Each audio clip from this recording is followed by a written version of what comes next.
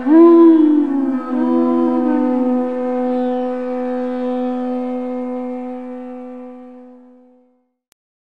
Namo Bhagavate Vasudevaya. Om Namo Bhagavate Vasudevaya. Om Namo Bhagavate Vasudevaya.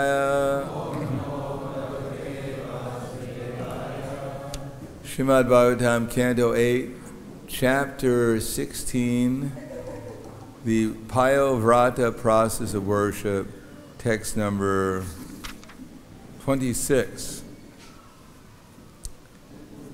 And we're going to read up until text number 30. And this is all going to be explained in terms of Gaura Lila. Good luck.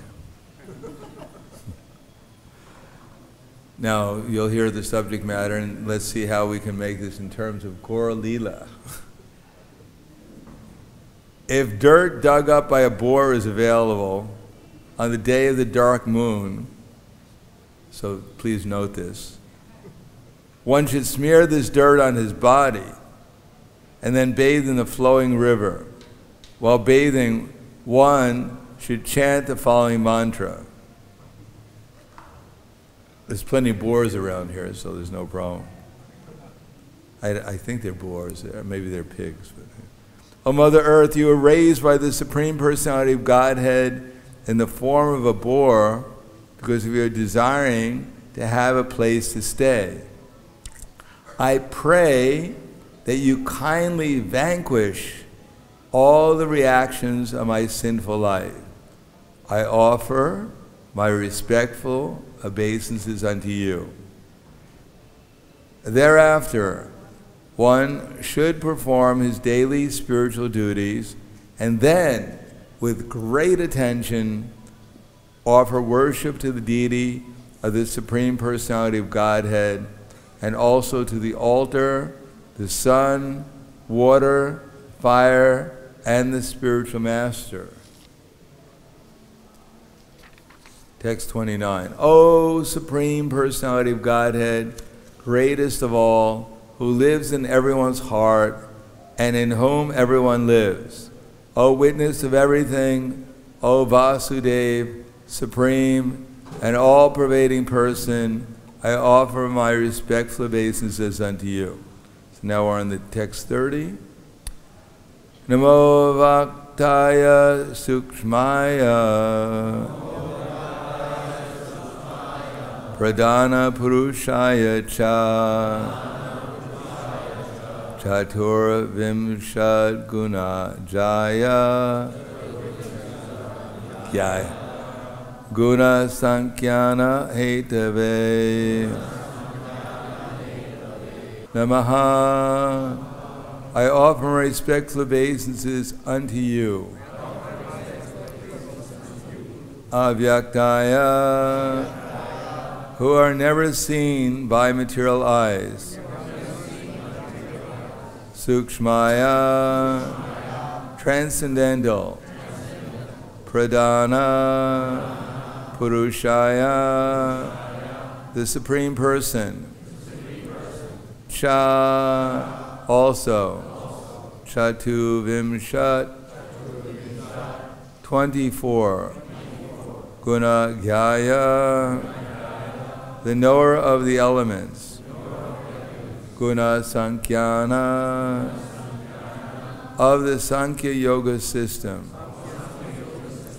Hetave, the original cause. Translation and purport by His Divine Grace, A.C. Bhaktivedanta Swami Srila Prabhupada. I offer my respectful obeisances unto you, the Supreme Person, being very subtle. You are never visible to material eyes. You are the knower of the 24 elements, and you are the inaugurator of the Sankhya Yoga system. Purport. Chatur Vimshad Guna, the 24 elements, are the 5 gross elements earth, water, fire, air, and ether. The three subtle elements, mind, intelligence, and false ego. The 10 senses, 5 for working and 5 for acquiring knowledge. The 5 sense objects and contaminated consciousness. These are the subject matter of Sankhya Yoga, which was inaugurated by Lord Kapila Dev. The Sankhya Yoga was again propounded by another Kapila, but he was an atheist, and his system is not accepted as bona fide. Namo Vishnu Vidaya Krishna Prasthaya Bhutale Srimate Bhakti-Vedanta Swami Namane Namaste Saraswatim Deve Gauravani Pracharane Nirvishesha Shnivadi Paskatya Desatarne. It is said that Bhagavad-Gita is the summary of all the Vedic literature in 700 verses. And the most important part of the Bhagavad-Gita is the middle 6 chapters, dealing with pure devotional service. And beginning with the 7th chapter, Krishna is explaining pure devotional service. And in that particular chapter, Krishna mentions that he's going to explain about everything material and spiritual, knowing which there's nothing more to be known. And in that chapter he says, Bhumir apanalo vayu kamana buddha evacha ahankara iti yame bina prakriti ashtita.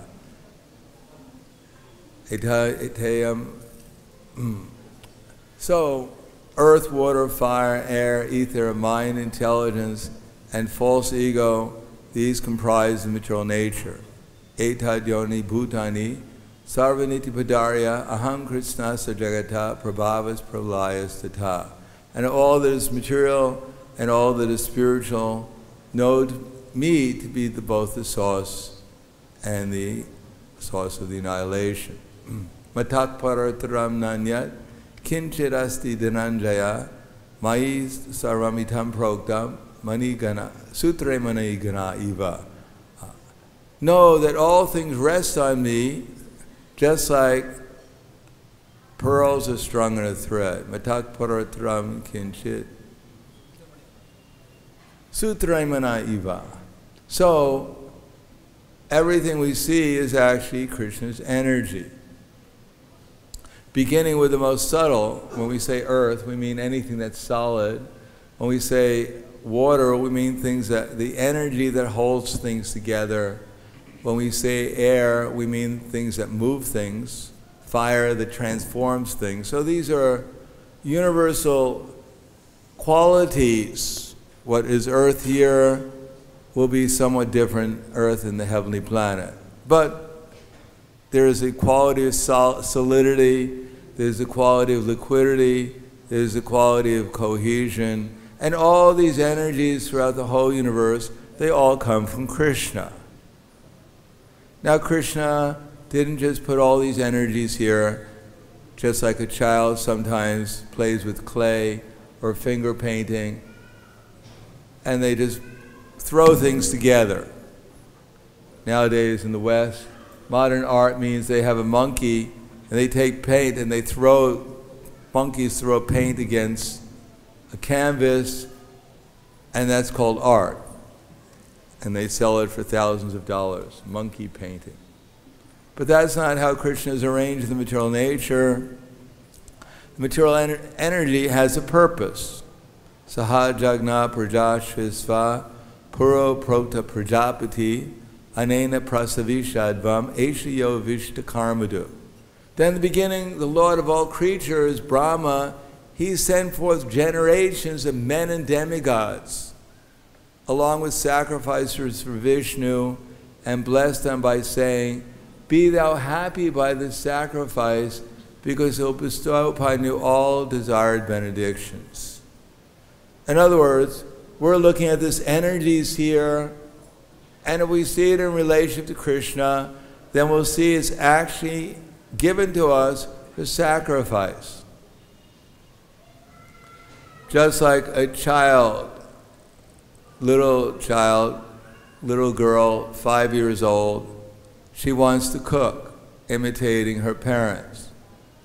But it would be dangerous for her to handle fire, so her mother gives her a little plastic kitchen with a plastic stove and plastic pots, plastic chapatis, and she thinks she's cooking. Now, this material world is just like that. It's energy given by Krishna. It's actually a transformation of Krishna's effulgence, Brahman, and it's given to us. Now we can cook. Either we can imitate Krishna and think that we are Krishna or Radharani, or we can change our consciousness and realize this is an opportunity to try to serve Krishna in this endeavor, whatever our particular karma has brought us into, whatever particular body we're now inhabiting, whatever situation we're enjoying. It's an opportunity to serve Krishna. And what is that service? Transform not the material nature, but transform our consciousness. The very essence of the opportunity we have is not to transform from one material circumstance to another. It's transform our consciousness and become an instrument to help transform others' consciousness also. But if we think that the material nature is here for our enjoyment, that some arrangement of the senses with their objects will produce happiness, then we'll miss out on the opportunity to transform our consciousness. There may be some transformation of consciousness even in the mood of enjoyment in the material world, as one transforms from the modes of ignorance to the mode of passion to the mode of goodness, but that's a very long, long transformation of consciousness by following Varna and Ashram. And this age, since we only live for a very short period of time, therefore, transformation of consciousness means to transform it into Krishna consciousness. Now, Krishna consciousness means, practically speaking, to sacrifice for Krishna. That is, whatever energies we have to gain the vision, first of all, that it's Krishna's energy. Everything here is Krishna's energy. It's his energy, it's controlled by Krishna, it's been created by Krishna, it's controlled by Krishna, and it's meant to please Krishna, to serve Krishna. Now, Varna and Ashram is there to serve Krishna. It's also the instructions of Krishna, but that transformation takes a long time, as I said. Maybe Chaitanya Mahaprabhu, he was able to transform his consciousness rapidly, so-called transform his consciousness, because when he went to an astrologer, Chaitanya Mahaprabhu also took advantage of his position as a Brahmin in society, and he went out collecting donations. So he was also a Sankirtan devotee. So he was going out getting donations from the vendors, because at that time they used to give donations to Brahmins. And he went to one astrologer, and he asked the astrologer, "My dear astrologer, who was I in my last lifetime?" So Prabhupada said, previously astrologers actually used to be bona fide. They used to be accurate. And this was an exceptionally good astrologer. He didn't have to ask for Lord Chaitanya Mahaprabhu's birth time. He didn't have to draw up an astrological chart.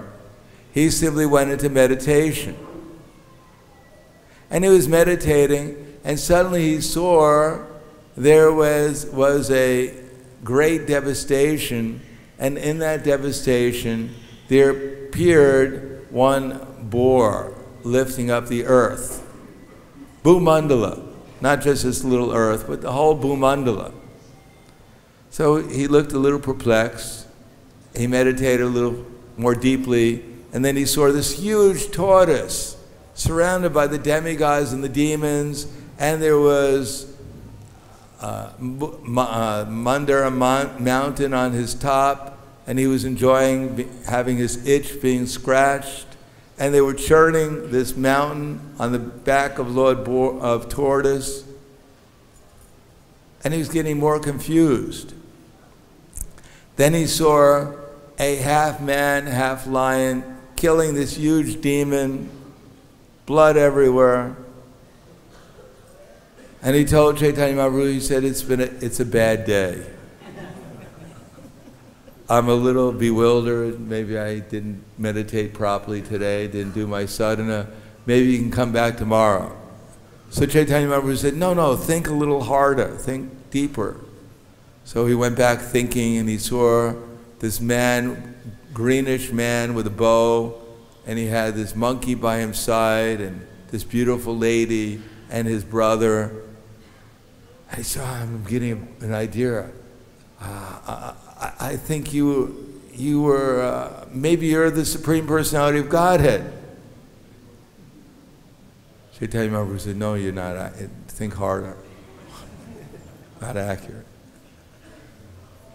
So he said, all right, I give up. Who are you? He said, well, actually, in my past lifetime, I know who I was. I was a cowherd boy. And because of my pious activities of herding a lot of cows, in this birth, I've taken birth as a Brahmin. Therefore, I know who I am. So, Chaitanya Mahaprabhu, in his previous lifetime, was a cowherd boy, and he did herd a lot of cows, and he did take birth as a Brahmin.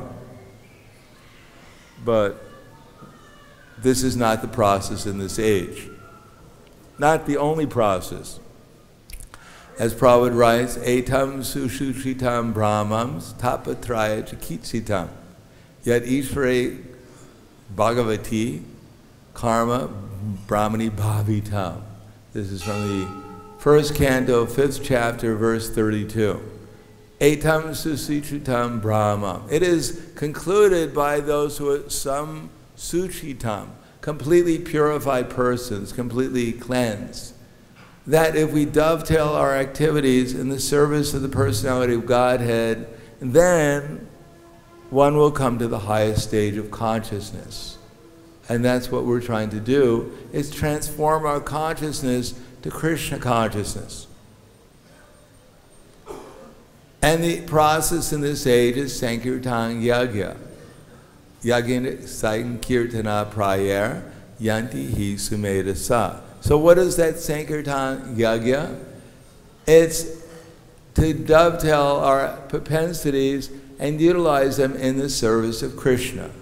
So Srila Prabhupada writes, if we have a tendency to study, we like to read, we like to speak, we like to explain things to people, then try to explain to people that Krishna is the Supreme Personality of Godhead. Simple enough. Prabhupada appreciated that. Saraswati, the daughter of Malati, and Shyama Sundar was 5 years old. Here in India, she used to go up to people and ask people, do you know who Krishna is? And if they said no, she'd say that he's the Supreme Personality of Godhead. And Srila Prabhupada said that's perfect preaching.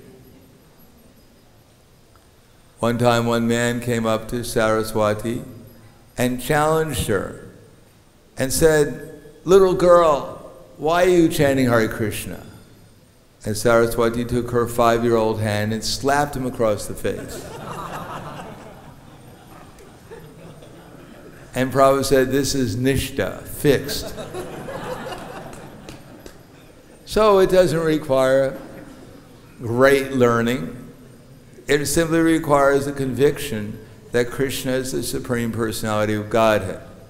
When Srila Prabhupada was leaving to go to India in 1967, I believe, or 67, after his illness.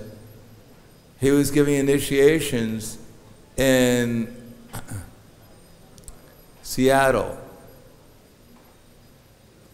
And one man asked, everyone was just asking for initiation, Prabhupada was very liberally giving initiation. And when one man said, Swamiji, can you give me initiation? So Prabhupada said, okay, who is Krishna? And the man said, he's the Supreme Personality of Godhead. And Prabhupada said, so who are you? He said, I'm Krishna's servant. So Prabhupada said, I will give you initiation. That's quite liberal. But that's the essence of our whole philosophy. That is transcendental knowledge. And if we are able to preach that, then we're preaching the very essence of knowledge. But don't try to become Krishna. Not that I'm giving such a nice lecture, everyone's appreciating my lecture, they're laughing at least half of my jokes, therefore I must be as good as Krishna. No, one should not try to take the place of Krishna. Don't decry Krishna. Oh, Krishna came so long ago, he taught so many things no one understands, and now I have to explain them.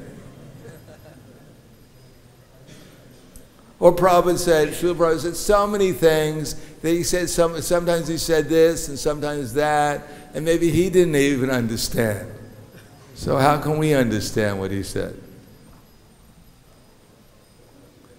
Don't put it together, don't humbly think, well, maybe Prabhupada understood whatever he was saying, but maybe we don't understand what he was saying. No, that's not possible. We're now empowered. No, don't try to decry Krishna or take his place, but try to convince people that Krishna is God. Humbly. Not that, oh, Krishna is God and I realize it, surrender to me. No, in a humble way, one has to preach Krishna consciousness. If Krishna is actually God, how humble we must be, being 1/10,000th the size of the tip of hair in size. Now, not everyone has the inclination or the capacity to actually try to convince people that Krishna is God. But some people have the ability to organize, to make arrangements. So, like Arjuna, he was not a Brahmin, but he made the arrangements so that Krishna consciousness could be preached. At the beginning, Prabhupada writes that Arjuna did not want to fight against his relatives because he thought it would not be very nice, the arrangements that would be made. Seeing all the dead relatives on the battlefield would be very disturbing to me.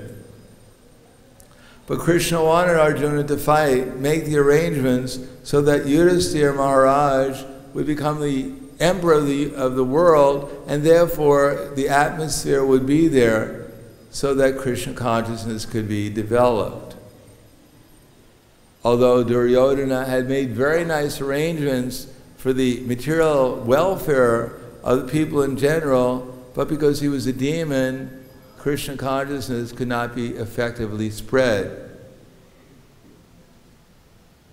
So Arjuna fought on behalf of Krishna. So we have to make arrangements to spread this Krishna consciousness movement. There's a science of spreading Krishna consciousness.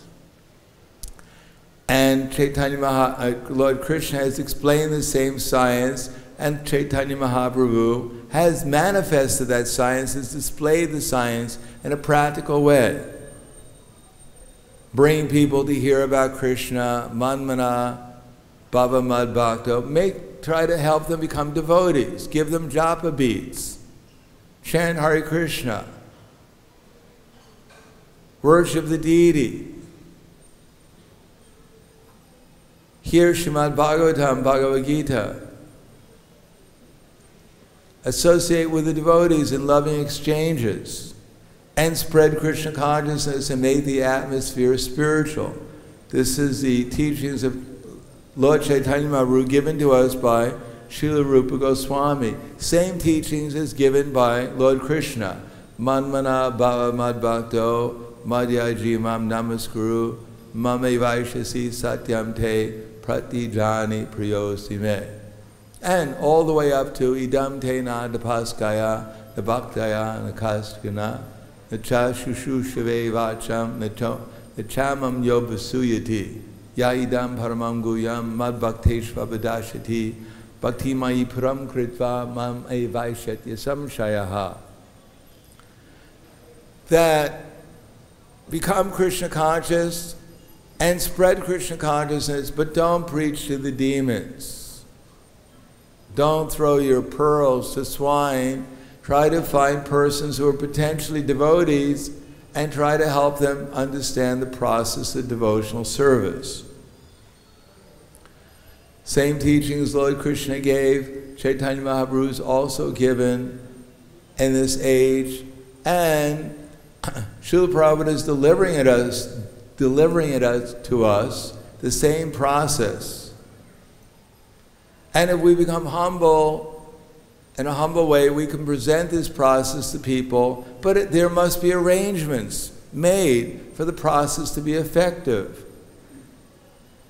If we don't know who our target audience is, if we don't know who to preach to, then we'll just preach to everyone. I remember one time I was at the airport. I was distributing books in O'Hare Airport, and it was the marathon. And one of the GBC who was heading the BBT was coming to visit us, because in Chicago we were the top distributors in the world at that time. There was Pragosh, Vaishasika, and Tripurari, and I was some others. I was also part of that, competing. And this particular devotee, Rameshwara Prabhu, he came by and he saw me distributing, and I was only focused on persons I thought would actually take a book. And he said, no, don't do it this way. Just approach everyone. So I approached everyone while he was there for 5 minutes. And then my tactics changed, because we were out there 8 hours a day, and I already had enough experience. I was going to waste my time. So we have to find our target audience. Otherwise, it is just like there's what's called a cartoon. I don't know how else to describe it in America. It may be famous here also. It's called Peanuts. You've heard of Peanuts, this cartoon? Charlie Brown, Peanuts. And Charlie Brown has a girlfriend, her name is Lucy. Everyone has their boy. Every boy has has her Radharani, and every Radharani has his Narayan. So Charlie Brown has his expansion called Lucy. And Charlie Brown is firing arrows into a wall. And Lucy's watching him in admiration. And Charlie Brown is walking up to the wall and drawing a circle around the wall. Circles, where the arrow had hit the wall. And Lucy's asking, Charlie, what are you doing? And he said, well, I'm drawing a target around the arrow, and that way I can say I always hit my target.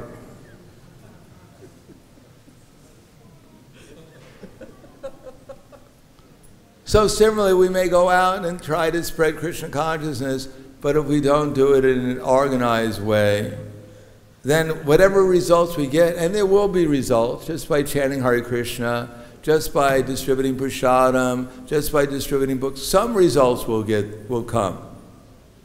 And then, of course, we claim that is because of our great organization and intelligence that they're coming. But we have to have an organization, bring people in, bring the people in who actually developed a Krishna consciousness, who actually will become not only devotees temporarily, some of us were expert at getting people to come in.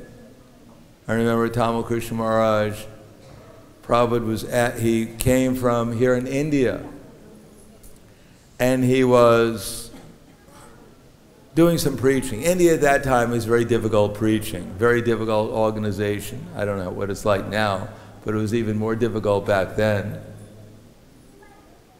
And he wanted to come, Vishnu Jan Maharaj, he wanted Tamal Krishna Maharaj to come and join him in preaching the West. But Prabhupada was not very happy because it was very difficult to find managers here in India. In any case, Tamal Krishna Maharaj came and he started to travel with Vishnu Jan Maharaj, and they came to a place where Prabhupada was. And Prabhupada wanted to see what Vishnu Jan Maharaj had done. So I believe it was in Berkeley. Berkeley was a place where they were quite successful in getting people to come on their bus for a week or two, Radha Damodar. So they joined the bus. They got 10 devotees who were going to travel for a week. And Tamal Krishna Maharaj came with the buzzers and he shaved them all up and presented them before Prabhupada. First time they were shaved up. First time practically they put on dhotis. And Prabhupada saw, well, here's 10 new devotees, shaven up dhotis, and his preaching is quite successful. Yes, you can stay here in America and preach. Of course, those devotees, when I joined Radha Damodar, none of them were there. They came for a week and they left after a week. But we don't want devotees to come in one door and then out the back door. We want people who will actually take up the process of devotional service, chant Hare Krishna, follow the regular principles, and go further in devotional service. Actually become committed to 16 rounds, 4 regular principles, and then learn how to become warm in the association of devotees. Feel the happiness, the loving exchanges and association of devotees, so they actually feel like they belong to the Hare Krishna movement. They're not just temporarily here in order to gain something and then leave and find a better occupation. So many devotees, I remember they joined. At first we were only distributing books, and only those devotees who were serious generally joined. But then later we graduated into paintings and candles and so many other things, and many devotees decided that it was much more economically viable to go out on their own and set up their own candle business, their own painting business. Of course, they were going to come and visit the temple. They were going to remain devotees, at least come to the temple every Janmashtami, just to make sure that Krishna realizes that they're still always thinking about him. No, we actually want devotees who are going to become serious, especially develop to the platform of loving exchanges with the devotees, becoming part of a community, feeling that they belong. Not that they're just living here, but they actually belong here. And then actually taking membership, initiation, and committing themselves to service, to active service to spreading the Hare Krishna movement. And then rising up to the platform of developing the character of a pure devotee. That is our whole mission, is to develop pure devotees. Those who are always thinking about Krishna in love and devotion, in the mood of Chaitanya Mahaprabhu and feelings of separation. So the intelligent, those who can preach, they can preach. Those who are organizing, they can organize. And those who collect resources should utilize those resources, which are the goddess of fortune, in the Sankirtan movement. And what is the result of such service? What should it be? That we become excellent orators, we become great organizers, or we become wealthy businessmen. No, it's kataruchi. We develop a taste for hearing and chanting about Krishna. And especially in this age, in the mood of separation from Chaitanya, that Chaitanya Mahaprabhu has from Radha and Krishna in Vrindavan. This is what our acharyas are bringing to us, this opportunity to engage ourselves, whatever our propensity is. It doesn't matter. Chaitanya Mahaprabhu, when he was asked by Ramananda Roy, what is the process of becoming Krishna conscious?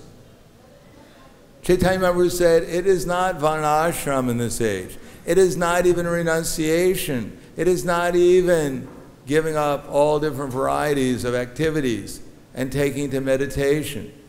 Jnane priyasam udapasthana eva jivanti sanmukaritam bhavadiya vartam stane sita shuddhigatam tanuvang manovir ye priyasa jita jito taistri lokyam. In this age, the process is jnanam priyasam udapasthana eva. Just give up speculating.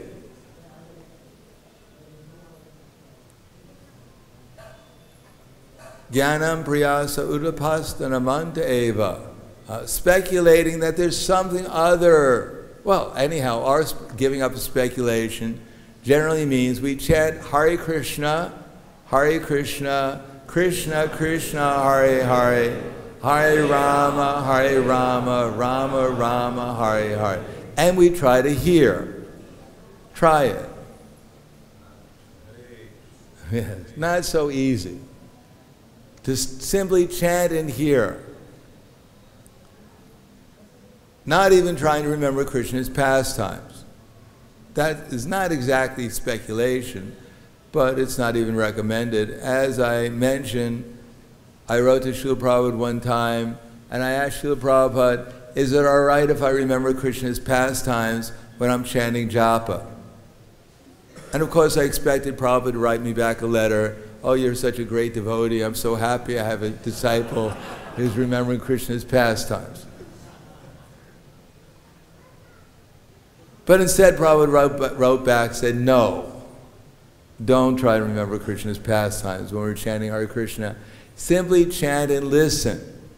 And if Krishna's pastimes come spontaneously, that is very nice, but not that we're artificially trying to remember them. So chant and listen, then our mental speculation will go away. Jnanam priyasam udapasta namanta, and try to become submissive. It is not only we want to listen, but what is this namanta? That here I am, I'm 1/10,000th the size of tip of hair in size. I'm so tiny, but I have this huge false ego. I'm so tiny, I'm insignificant, I'm less than an atom, but my false ego is practically bigger than the universe.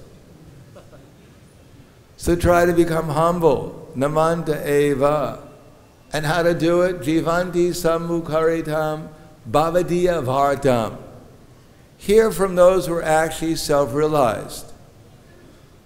Hear the path that they've given to us, hear their experience of how they became Krishna conscious. And what are they going to tell us? Stane stita. Don't try to change.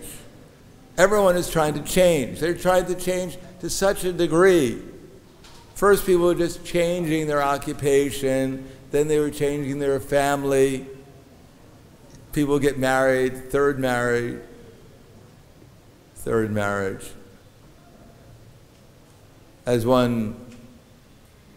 It became so bad, people didn't want to get married anymore. As one devotee lady, she went to her mother and said, Mother, this is a lady who was living with this other devotee man for 27 years. They had 3 children. She went to her mother and said, Mother, we're going to get married finally. And her mother took her hand and said, my dear daughter, are you sure he's the right man?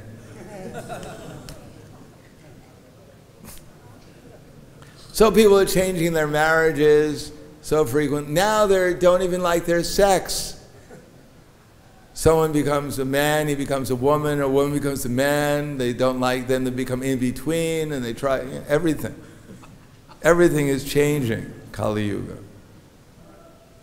Stane Sthita, it doesn't matter, you're a man, you're a woman, you're black, you're white, you're Russian, American, Indian, it doesn't matter, you're a Brahmana, Kshatriya, Vaishya, Shudra. Stane Sthita, Shuddhigatam, just try to hear. Because we're none of these things. We're not black or white or Russian, American, or Shudra, man, woman. We're none of these things. Shuddhigatam tanuvang manobhir. And engage whatever you are in Krishna's service with your body, mind, words. And what will happen? Ye priyasa jita jito taistrilokyam. Taisyasi taistrilokyam. Krishna will be happy. He'll be pleased that you're trying to serve the Sankirtan movement. Just try to understand how simple the Sankirtan movement is and how it requires so many varieties of persons to participate to make it successful. Everyone has their place in the Sankirtan movement of Chaitanya Mahaprabhu. As Prabhupada said, it's a cultural revolution. Part of that cultural revolution is to show people how to engage their energies in Krishna's service, how to be happy in whatever situation they're in, whether it be brahmachari life, or grihastha life, or vanaprastha life, or sannyas life. Be happy in whatever circumstances you're in, but participate in the cultural revolution. And what is that revolution? Utilize our talents, art, music, drama, everything that we have, whatever talent we have. And what is that what is we trying to do? By books, by music, by art, by culture, convince people that Krishna is the Supreme Personality of Godhead. Janma karma chame divyam evam yoveti tatvataha. And he's come as Chaitanya Mahaprabhu and simply asks us to chant Hare Krishna, Krishna Krishna, Hare Hare, Hare Rama, Rama Rama, Hare Hare. And if we do that, then Krishna will be very pleased, because that's why he comes. That's why he comes again and again, yuge yuge, millennium after millennium. And if we do that, if we unite on that platform, Prabhupada said that's Chaitanya Mahaprabhu's teaching, unity and diversity. Achintya Beda Beda Tattva. Whoever we are, be happy in that position. Don't think we're missing something. We're actually, the only thing we're missing is Krishna. And Prabhupada was writing to one Gurukul student who wrote him a letter.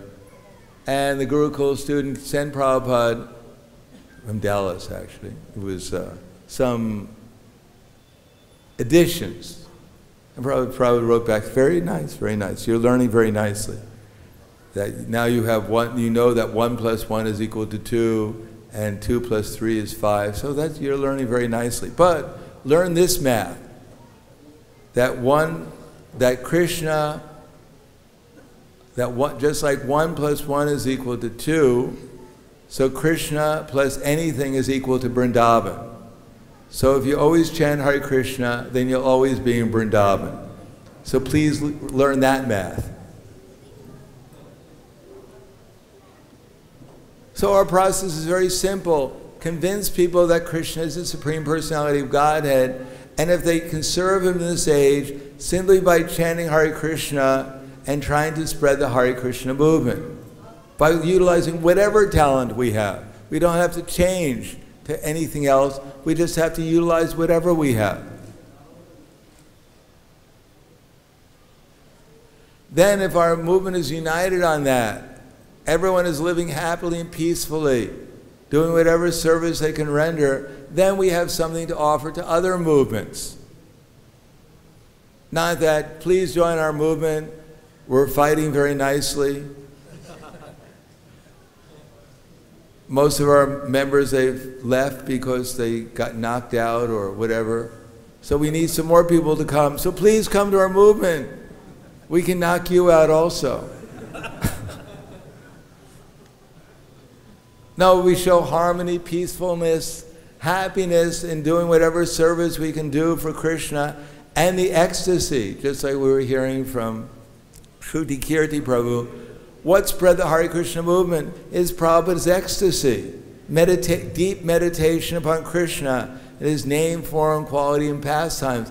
He was living with Krishna. Bhavan Vidas Bhagavatas Tirtha Bhutak Swayam Vibho Tiratani Bhutani Swantak Stena Gatabritaha. Vidura came back and he was fully absorbed in meditation and Krishna. And Yudhisthira Maharaj noted that by his deep meditation Krishna, he was bringing the whole spiritual world there, wherever he went.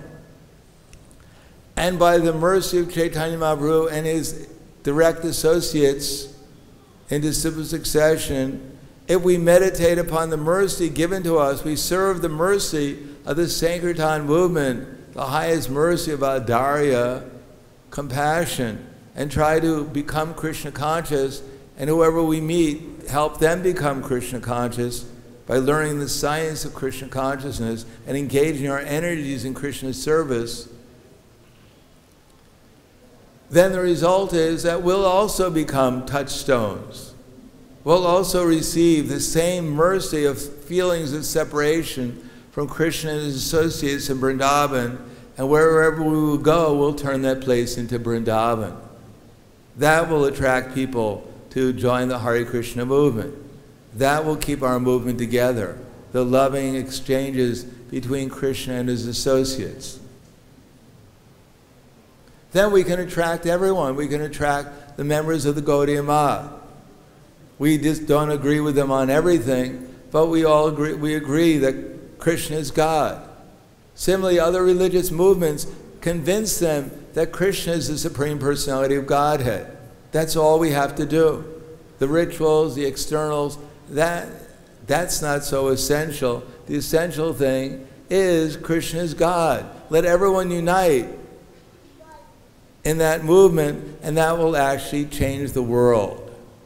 But we have to become convinced ourselves that Krishna is God. We have to know the science of becoming Krishna conscious, and if we do that for ourselves personally, and we distribute that to others to the best of our ability, then our society will become actually a society of loving exchanges, developing devotees of the highest character of pure devotees, and our Srila Prabhupada will be pleased, our acharyas will be pleased, Chaitanya Mahaprabhu will be pleased, and the world will actually be benefited by becoming Krishna conscious.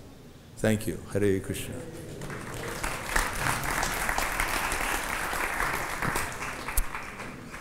Yes, Maharaj. This is a comment you were saying about what to think about when you chant. I was a bhakt in LA in 1970.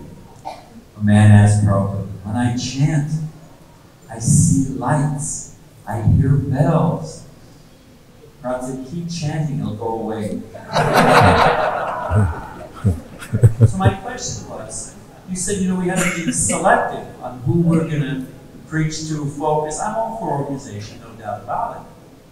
At the same time, Chaitanya Mahaprabhu didn't discriminate who was a proper candidate, who wasn't a proper candidate. We see Prabhupada, even to the point of initiation, I don't know what the numbers are, but 60, 70% fell away. So we're supposed to be, hey, forget you, you're out, and somebody shows up at Tilak and a Sikh and they've been, confirmed they were a Brahmin in previous life. I mean, what's up? How is that Lord Chaitanya Mahaprabhu's mood? And how is it Prabhupada's mood? Prabhupada said that actually I came here to create Brahmins. He wanted to create Brahmins. Now, we go out, we chant Hare Krishna, we offer Krishna consciousness to everyone. We go out and distribute books. We offer these books to everyone. We offer even prasadam. Not everyone accepts. So right away we're eliminating a lot of people in the universe. Now of those who accept, not everyone comes to the temple. So that's already a very select people. Now of those who come to the temple, not everyone keeps on coming to the temple. But of those who keep on coming to the temple, we should introduce to them something about Krishna consciousness. I travel around the world, and even my own GBC zone, it was like a unique idea that when people come to the temple regularly, we should introduce to them japa beads. We should get them to try to get someone to chant Hare Krishna. Of course, it was some temples they do that. Get them to chant japa beads. Get them to take some books home with them. I've been to temples for years. People come, they don't come for the lecture, they don't come for the kirtan, they only come for prasadam. So that's nice, but those who do come for the lecture, those who do come for the kirtan, tell them there's a process. Chanting Hare Krishna, japa, 4 regular principles, introduce Krishna consciousness. Know that, don't tell them those things. They'll never come back again. No, we have to introduce Krishna consciousness. And those who actually are chanting Hare Krishna, those who are actually taking initiation and following regular principles, then tell them, even before they take initiation, you're supposed to do service after you take initiation. Wow, no kidding, I'm not taking initiation. They told me I'm going to take initiation. All my sinful reactions, they just fly into my spiritual master. A couple hit the fire, but a lot of them just, I become purified, I become, not a service afterwards. I didn't join this movement to serve. I joined to get rid of my sinful reactions.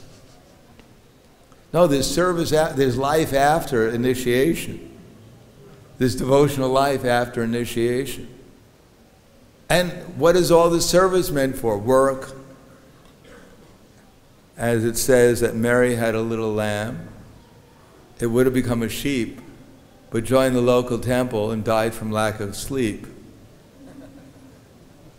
Not just work, service, but the whole idea is to develop character, a pure devotion, that there's a process that we're bringing them to. No, not everyone accepts it. So automatically those who have an interest on any level, they're welcomed. But we want to actually see what is the potential of those who are coming and try to develop them to their highest potential. We don't reject anyone. Even there was one Rabbit. Rabbit was in San Francisco. Rabbit was called Rabbit because he never bathed. He was a street person. He never bathed. He never brushed his teeth. You knew where Rabbit was from 2 miles away because you could smell him. So what Rabbit wanted to see Prabhupada. So Prabhupada actually Prabhupada actually granted Rabbit an interview. So Prabhupada was quite merciful. But Prabhupada, as we can see in his preaching, he didn't tell everyone everything. He understood people's potential and he tried to develop them from their potential. Prabhupada did not tell Rabbit to shave up. But whatever he was at, Prabhupada was merciful. Even Professor Kataski, Prabhupada tried to tell him that he wasn't his body, that we're all eternal souls. Professor Kataski couldn't understand. Then Prabhupada tried to introduce a little bit about Varnashram, that the purpose of society is to develop people to the mode of goodness, try to make good people. Professor Kataski could not understand. And then Prabhupada said, "Can you please get me a taxi?" And Professor Kataski said, "I'm sorry, Swamiji, I cannot do that." So Prabhupada had to go out in the street with Shyamasundar and look for a taxi. Prabhupada tried. I mean, look at Prabhupada's preaching to the theologians in Los Angeles, that movie. He said, here is Krishna. He's the Supreme Personality of Godhead. 6 opulences. Accept him. Why don't you accept him? They cannot accept him. So what could Prabhupada do? He tried. Whatever the potential was, then he tried to bring them to a higher level. Prabhupada knew the whole science. But if they didn't go, what could he do? That was up to them. Maharaj, you were giving example of Prabhupada asking someone, "Do you know Krishna?" He said, "Yes, I know Supreme Personality of Godhead." he asked me another question, he also gave that one question and answer. So similarly, many devotees, they come here, they are uneducated. They don't know to write or don't know to read. But they know we are coming from Krishna, we know Krishna is God and everything. And if they want to take initiation, then we have our disciple course and this thing, we have so many courses we have to do. So how do we react on that? That actually we're Krishna's eternal servant, and we're going to serve Krishna in a mission.